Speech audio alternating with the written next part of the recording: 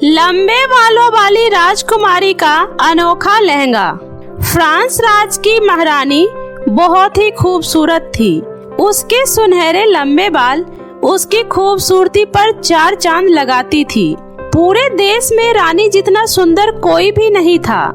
बहुत ही जल्द रानी ने बिल्कुल अपने ही जैसे एक प्यारी सी बेटी को जन्म दिया, जिसका नाम रश्मिका रखा गया।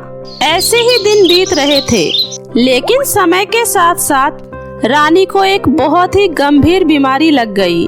रानी ने अंतिम समय राजा को अपने पास बुलाया और बोली, आप मुझसे वादा कीजिए, मेरे जाने के बाद इस राज्य के सिंहासन पर दोबारा वही रानी बैठेगी जो मेरी तरह खूबसूरत होगी और जिसके सुनहरे लंबे बाल होंगे। लेकिन रानी, तुम्हारे जितना सुंदर इस संसार में कोई नहीं है। जब हम किसी को सच्चे और अच्छे मन से देखते हैं तो वही हमें दुनिया में सबसे खूबसूरत लगने लगता है। प्रेम में हर कोई खूबसूरत लगता है। मेरी प्यारी बेटी का ध्यान रखना। इतना बोलकर रानी ने हमेशा के लिए अपनी आंखें बंद कर ली। राजा अपनी पत्नी से बहुत प्यार करता था, इसलिए उसे इस बात का गहरा सदमा लगा और उसने जीवन में कभी दोबारा शादी करने का सोचा भी नहीं।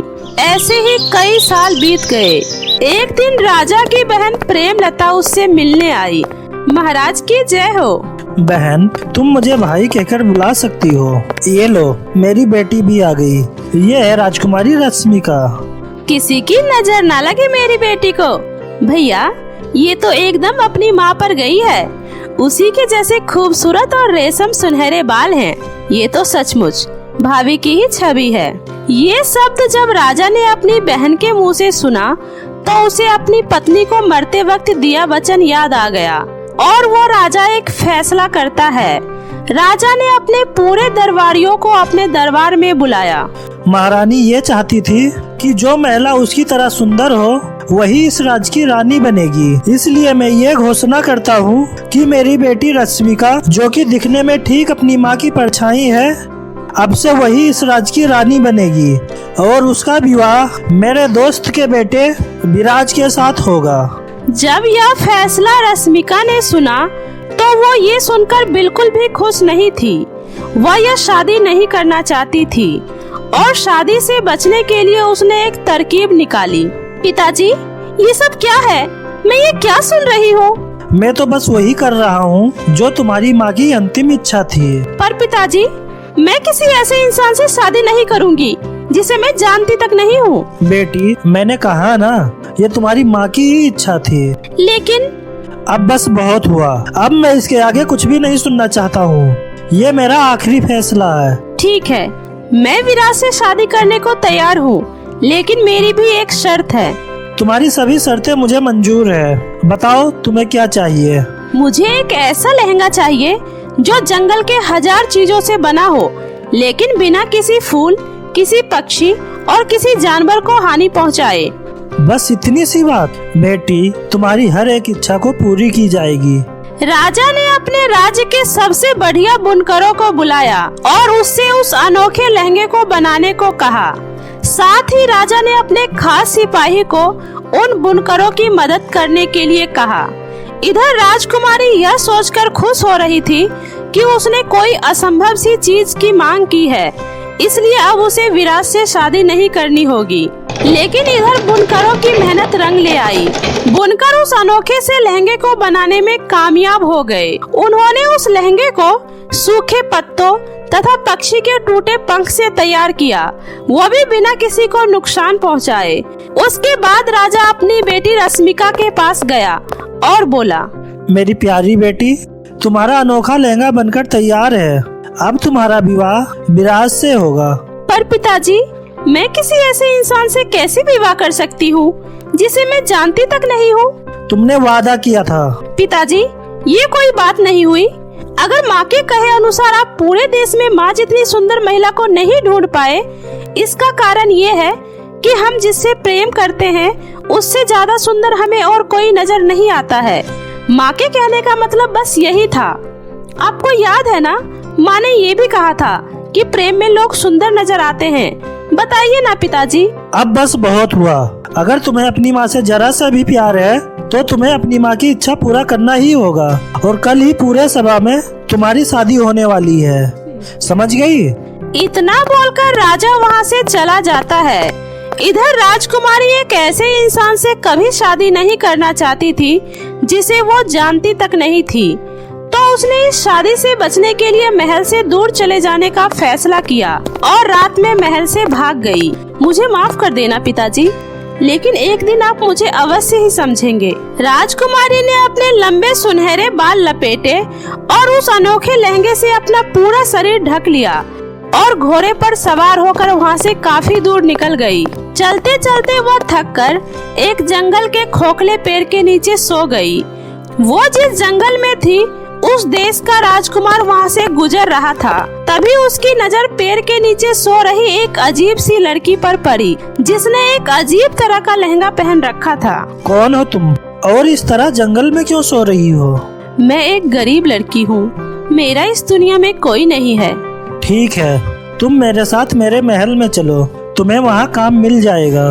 तुम्हारा इस तरह जंगल में रहना ठीक नहीं है। रश्मिका चुपचाप राजकुमार के साथ उसके महल में आ गई।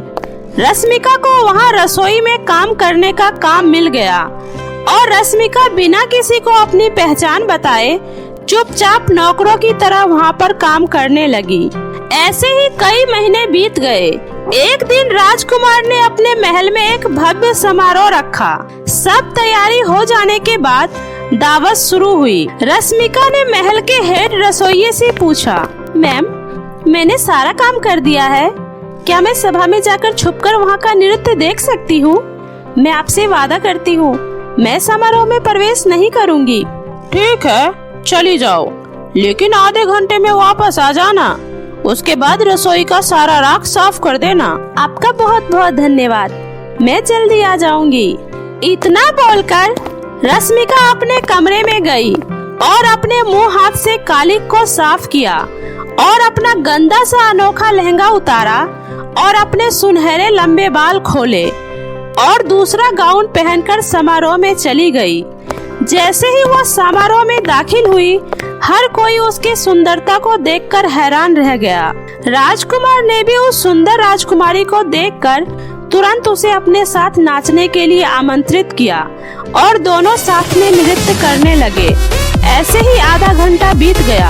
अब मुझे जाना होगा राजकुमार। पर रुको, सुनो। लेकिन राजकुमारी रश्मिका बहुत ही फुर्ती से सबके नजरों से ओझल हो गई और भागकर अपने कमरे में आई। उसने अपने उस अनोखे जंगल वाले लहंगे को पहना और अपने बाल बांधे और अपने चेहरे और हाथों को फिर से कालिक से ढक लिया और वापस रसोई में काम करने चली गई।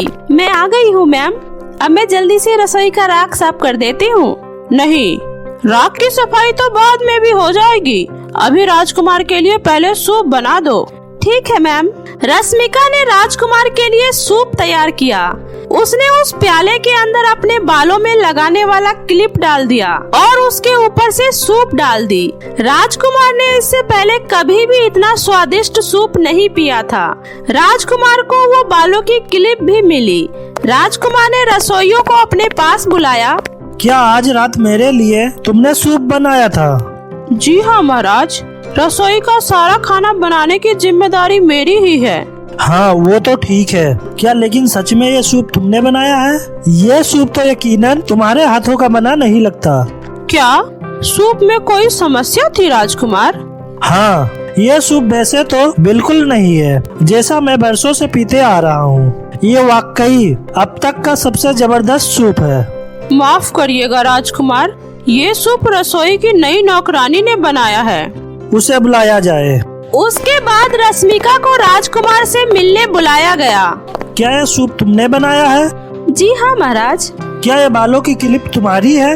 मुझ जैसी गरीब नौकरानी के पास इतना कीमती बालों की क्लिप कैसे हो सकती है महाराज? ये क्लिप देखकर मुझे उस राजकुमारी की याद आ रही है जिससे आज रात में समारोह में मिला। खैर, ये सूप बहुत ही स्वादिष्ट था, धन्यवाद। इतना बोलकर राजकुमार वहाँ से चला गया। कुछ दिनों बाद महल में एक और समारोह हुआ। एक बार फिर राजकुमारी नृत्य देखने के लिए रसोइये से इजाजत मांगी। और फिर अपना अनोखा लहंगा उतारकर अपने राजकुमारी वाले रूप में आकर वह फिर से उस समारोह में गई। राजकुमार ने फिर उसके साथ नृत्य किया, पर जैसे ही आधा घंटा बीत गया वो वहाँ से गायब हो गई और फिर से रसोई की नौकरानी बन गई।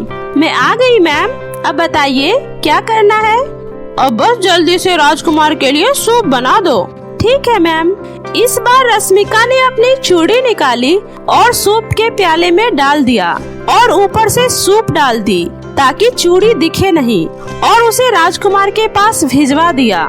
सूप पीकर राजकुमार बोलता है, ये सूप वाकई बहुत बढ़िया है। इससे पहले मैंने ऐसा सूप कभी नहीं पिया। अरे ये क्या, चूड़ी? उस रसोई की नौकरानी को बुलाया जाए। थोड़ी देर में रश्मिका राजकुमार के पास आ जाती है। क्या यह सूप तुमने बनाया है? जी महाराज। क्या ये चूड़ी तुम्हारी है? मुझ जैसी गरीब नौकरानी के पास ऐसी कीमती चूड़ी कैसे हो सकती है महाराज? तुम्हें देखकर पता नहीं क्यों मुझे उस लड़की की याद आती है जिसे मैं आज समारोह में मिला। खैर, सूप बहुत ही स्वादिष्ट था। धन्यवाद। रश्मिका वहाँ से चली जाती है, लेकिन अब राजकुमार को रश्मिका पर शक होने लगता है। उसे समारोह वाली लड़की और रसोई के इस नौकरानी में कुछ तो एक जैसा नजर आता है, लेकिन वो यह समझ नहीं पाता है कि वो दोनों एक ही लड़की है। वह सच्चाई का पता लगाने के लिए अगले दिन फिर से समारोह का आयोजन करता है। मैम, मैंने रसोई का सारा काम कर दिया है, क्या अब मैं जाकर नृत्य देख सकती हूँ? ठीक है, पर आधे घंटे में वापस आ जाना। धन्यवाद मैम, मैं जल्दी आ जाऊंगी। रश्मिका जल्दी से अपने कमरे में गई और अपना अनोखा लहंगा उतारकर जल्दी से राजकुमारी वाला वस्त्र पहना और सुनहरे बाल खोले और समारोह में चली गई। राजकुमार तो उसी का इंतजार कर रहा था। वो जैसे ही समारोह में गई, राजकुमार उसके साथ नृत्य करने लगा। जब वो नाच रही थी, तभी राजकुमार ने वो बालों वाली क्लिप उसके बालों में लगा दी, जो उसे पहले दिन सूप में मिली थी। राजकुमारी को ये महसूस नहीं हुआ और आधा घंटा बीत गया। अब मुझे जाना होगा राजकुमार। आज की रात थोड़ी देर तक संगीत बजेगी, कृपया थोड़ी देर और रुक जाओ। पर मुझे, कृपया करके थोड़ी देर और रुक जाओ। संगीत थोड़ी देर तक और बजता रहा। इसी बीच रश्मिका को जरा भी समय नहीं मिला कि वो फिर से नौकरानी के रूप में आ सके। वो भागते हुए अपने कमरे में गई और जल्दी से अपने राजकुमारी वाले वस्त्र निकालकर जंगल वाला अनोखा लहंगा पहना और रसोई में चली गई। वो इतनी जल्दबाजी में थी कि उसने वो बालों का क्लिप भी नहीं देखा और क्लिप लगाए ही रसोई में चली गई। तभी रसोइया उसे देखकर बोली, इतनी देर तक कहाँ थी तुम? महाराज सूप के लिए कब से इंतजार कर रहे हैं। मुझे माफ कर दीजिए, मैं जल्दी से महाराज के लिए सूप बना देती हूँ। रश्मिका ने सूप बनाया और इस बार उसने उस सूप में अपने सोने का हार डाल दिया और उसे सूप से ढक दिया और फिर उस सूप को राजकुमार के लिए भिजवाया गया। राजकुमार ने रश्मिका को बुलाया और पूछा, क्या आज का सूप भी तुमने बनाया है? जी हाँ महाराज। क्या यह सोने का हार तुम्हारा है? मेरे जैसे गरीब नौकरानी का इस तरह का सोने का हार कैसे हो सकता है महाराज? पर तुम्हारे जैसे गरीब नौकरानी के बालों में इतनी कीमती क्लिप आई कैसे? बताओ महाराज। बताओ, तुम ही वो लड़की हो जिसके साथ में सभा में नृत्य कर रहा था। कौन हो तुम? बताओ।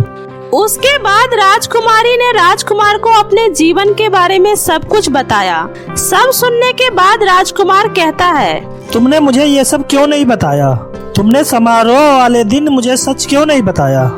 क्योंकि मैं ये देखना चाहती थी कि आप सिर्फ मेरी सुंदरता से ही प्रभावित होकर मुझे प्रेम करने लगे हैं, या आपको सचमुच मुझसे इतना प्रेम हो गया है कि आप धीरज रखकर मेरे बारे में पता लगाए, और जब आपको ये पता चले कि मैं एक गरीब नौकरानी हूँ, तब भी आप मुझे उतना ही सुंदर समझे जितना मैं समारोह में एक राजकुमारी के वेश में लग रही थी, क्योंकि मेरी माँ ने कहा था कि प्रेम में लोग सुंदर नजर आते हैं। मैं तुमसे बहुत प्रेम करता हूँ और मुझे कोई फर्क नहीं पड़ता है तुम एक गरीब नौकरानी हो। क्या तुम मुझसे विवाह करोगी? हाँ, मैं आपसे विवाह जरूर करूँगी। और इस तरह राजकुमारी रश्मिका को अपना सच्चा प्यार मिल ही जाता है। उसने राजकुमार से शादी कर ली और उस शादी में रश्मिका के पिता को भी आमंत्रित किया गया और राजकुमार और राजकुमारी सदा एक दूसरे के साथ प्यार से रहने लगे। तो मेरे प्यारे दोस्तों, कैसी लगी आपको मेरी ये कहानी? मुझे कमेंट करके जरूर बताएं। कहानी अच्छी लगी हो तो इसे अपने दोस्तों के साथ भी शेयर करें। और हाँ दोस्तों, अगर आपने अब तक मेरे चैनल जादुई टीवी को सब्सक्राइब नहीं किया है तो जल्दी से नीचे लाल बटन दबाकर अभी सब्सक्राइब कर ले। तो मिलती हूँ ऐसे ही फिर किसी नई मजेदार जादुई कहानी के साथ। तब तक अपना ध्यान रखें। बाय बाय दोस्तों।